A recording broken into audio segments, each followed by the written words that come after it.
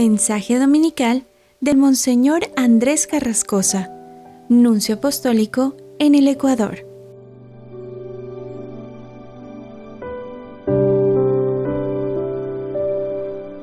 Queridos hermanos, feliz domingo 21 del tiempo ordinario, en el que leemos el Evangelio de San Mateo, capítulo 16, versículos 13 al 20.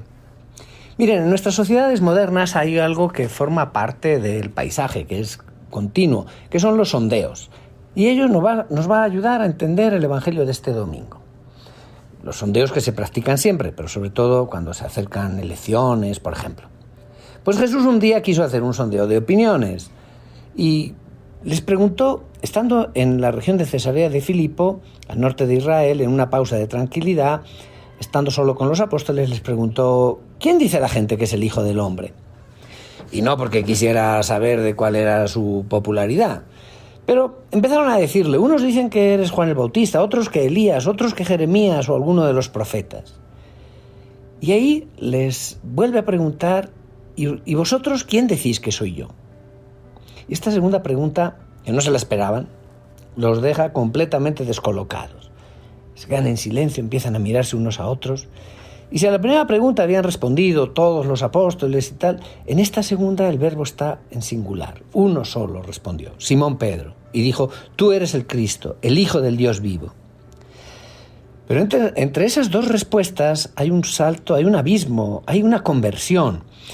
Para responder a la primera basta mirar alrededor, escuchar un poco las opiniones de la gente, pero ahora hay que mirarse hacia adentro, escuchar una voz bien diferente, que no viene, como dice el Evangelio, no viene de la carne y de la sangre, sino, dice Jesús, es el Padre que está en el cielo quien te ha iluminado.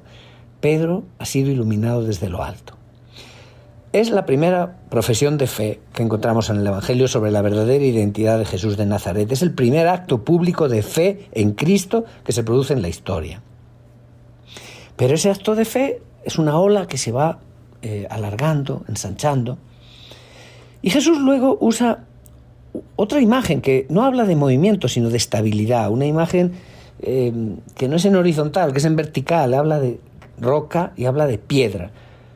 A Simón Pedro le cambia el nombre. Tú eres Pedro. Y sobre esta piedra edificaré mi iglesia. En la Biblia se cambia el nombre de alguien cuando recibe una nueva misión importante. Lo llama Cefas, Kefa, roca, Pedro.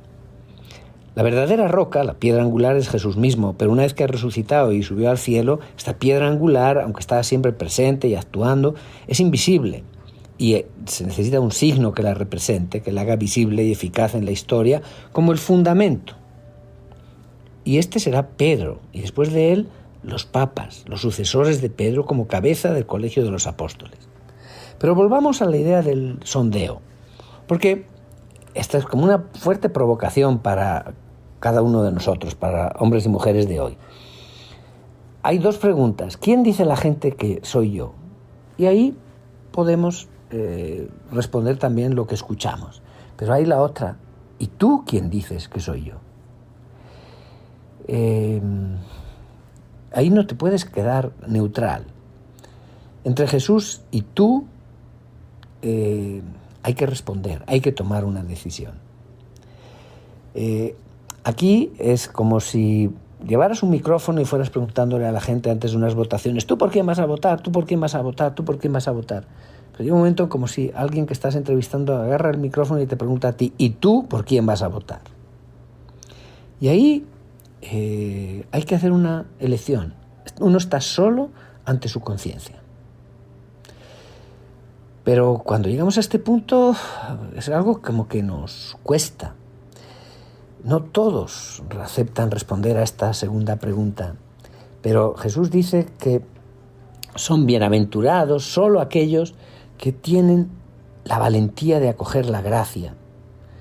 La valentía de acoger la gracia y de proclamar: tú eres el Cristo, el Hijo de Dios vivo. No solo que es un profeta, un gran profeta, no solo que es el Hijo del Hombre, sino el Hijo de Dios. Y en esto consiste el cristianismo. Cuando uno responde que sí es cristiano, cuando uno no confiesa esta fe, no es cristiano. Es por esta fe, por esta confesión de fe en la divinidad de Jesucristo, que se distingue el cristianismo de cualquier otra religión. Y a esta fe está prometida la victoria. La palabra de Dios en la primera carta de Juan, capítulo 5, versículo 5, dice: ¿quién es el que vence al mundo? Sino aquel que cree que Jesús es el Hijo de Dios. Les voy a contar una anécdota. Hay una obra de teatro que se escribió en Italia, que se llama Proceso a Jesús, del autor Diego Fabbri, que se estrenó allá en 1955 en Milán, pero que después se difundió en los principales teatros del mundo. Es que el autor de esta obra de teatro se imagina una troupe de hebreos que después de la Segunda Guerra Mundial va de ciudad en ciudad para hacer ante el público, repetir el proceso a Jesús y ver si Jesús fue condenado justamente o injustamente. Y en cierto punto, en esta obra de teatro, la separación entre el público y los actores se cae, y como que todo el teatro se convierte en el escenario. Hay la impresión enorme cuando, en un cierto punto, desde las personas que están sentados en la platea, quizá desde una silla a tu lado, se levanta una persona y comienza a hablar con aquellos que están en el escenario. Y unos a otros se miran y dicen: ¿pero qué está pasando? Parece que la cosa se ha salido de madre, se les ha ido de la mano a los organizadores y que esto es un caos. Pero no, te das cuenta que todo eso es lo que se buscaba, que todo esto forma parte de esa representación. Entonces, después de haber vuelto a escuchar los testigos de entonces, porque se interroga la opinión de Pilato, la de Caifás, la de Judas, la de los apóstoles, pues también esta vez se anuncia que la sentencia va a ser una sentencia condenatoria con respecto a Jesús. Y el argumento principal es que no ha cambiado nada con su venida, que todo continúa estando como antes y que por lo tanto él no puede haber sido el Hijo de Dios. Dice el presidente del tribunal, dirigiéndose al público: pronunciaremos la sentencia, pero antes quisiera preguntarles a ustedes, los que son cristianos que están aquí presentes, ¿quién era o quién es para ustedes Jesús de Nazaret? Y en ese momento como que todo cambia. Se levanta un sacerdote que estaba allí medio de incógnito, se levanta una prostituta que ha sido llevada al teatro por su amante intelectual, se levanta un joven que ha huido de su casa, se levanta la mujer de la limpieza del teatro, al que le han matado un hijo porque lo consideraban subversivo, y cada uno de ellos va gritando, va diciendo, compartiendo quién es Jesús en el secreto inconfesado de su propia vida y por qué no puede prescindir de él. Y entonces se entiende que no es verdad que todo ha continuado siendo como antes. Y el presidente del tribunal concluye diciendo: ¿pero por qué no lo gritan fuerte, en todas partes y siempre, todo eso que ustedes han dicho esta tarde?